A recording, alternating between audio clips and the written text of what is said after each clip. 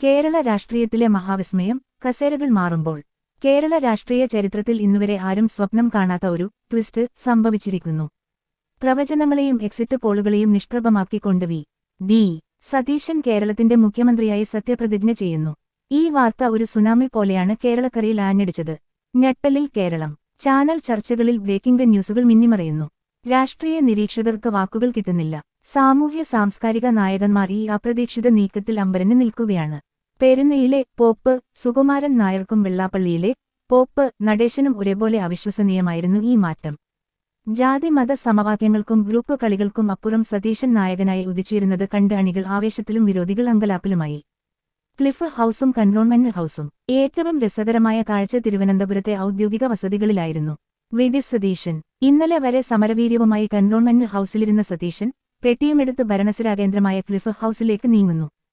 പിണറായി വിജയൻ. അതേസമയം ആരെയും ഞെട്ടിച്ചുകൊണ്ട് പിണറായി വിജയൻ തന്റെ മുഖ്യമന്ത്രി പദവിയിൽ നിന്ന് പടിയിറങ്ങി കന്റോൺമെന്റ് ഹൌസിലേക്ക്, അതായത് പ്രതിപക്ഷ നേതാവിന്റെ കസേരയിലേക്ക് നീങ്ങുന്നു.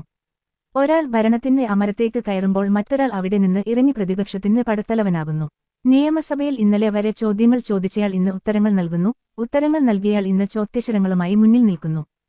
കാലം കരുതിവെച്ച വിരോധാഭാസം. ഇവിടെയാണ് യഥാർത്ഥ രാഷ്ട്രീയ കൗതുകം ഒളിഞ്ഞിരിക്കുന്നത്.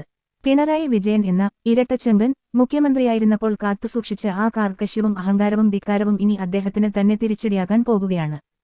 1. ഭൂതകാലത്തിന്റെ നിഴൽ. താൻ മുഖ്യമന്ത്രിയായിരുന്നപ്പോൾ പ്രതിപക്ഷത്തെ അടിച്ചമർത്താൻ ഉപയോഗിച്ച അതേ ആയുധങ്ങൾ ഇനി തനിക്ക് നേരെ വരുന്നത് കാണേണ്ടിവരും.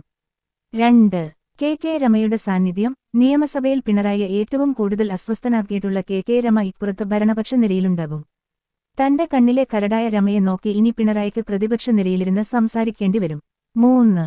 മാറിയ ശൈലി. വി.ഡി. സതീശന്റെ യുക്തിഭദ്രമായ മറുപടികൾക്ക് മുന്നിൽ പിണറായിക്ക് ഇനി തന്റെ പഴയ ശൈലി മാറ്റേണ്ടിവരും. ഓരോ നിമിഷവും സതീശന്റെ ഭരണനേട്ടങ്ങൾ കേൾക്കാനും പഴയ തന്റെ വീഴ്ചകൾ ഓർമ്മിപ്പിക്കപ്പെടാനും പിണറായി നിർബന്ധിതനാകും. അധികാരത്തിന്റെ കസേരകൾ മാറുമ്പോൾ വ്യക്തിത്വങ്ങളും ശൈലികളും എത്രത്തോളം പരീക്ഷിക്കപ്പെടുമെന്നതിന്റെ നേർചിത്രമായിരിക്കും ഇനി വരാനിരിക്കുന്ന നിയമസഭാ സമ്മേളനങ്ങൾ. കേരള രാഷ്ട്രീയം കണ്ട ഏറ്റവും വലിയ കസേരകളി ഇവിടെ